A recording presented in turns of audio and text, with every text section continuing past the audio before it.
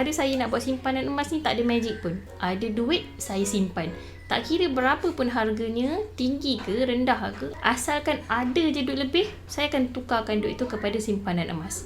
Sebab simpanan saya biasanya akan bocor kalau saya simpan dekat bank ataupun saya keluarkan duit tu secara cash.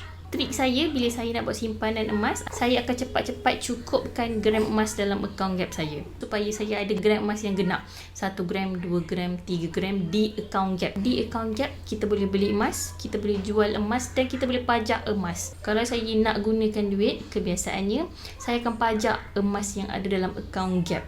Pajak emas dalam akaun Gap ni ambil masa 3 hari bekerja untuk duit masuk ke akaun bank. Pada saya okey je, tak lewat sangat. Saya boleh plan duit tu nak guna bila dan bila saya patut pajak. Bila saya dah ada duit, saya tebus balik dan emas tu akan masuk terus ke akaun Gap kita. Itu cara saya menguruskan duit. Yang pasti kita kena tahulah status keuangan kita. Daripada situ, baru kita boleh decide nak jual ke, nak pajak ke, nak buat apa ke. Sekiranya tuan-puan belum ada akaun di Public Gold dan nak saya bantu untuk mulakan simpanan emas, hubungi saya untuk saya guide cara-caranya atau follow je step yang ada dekat pin video.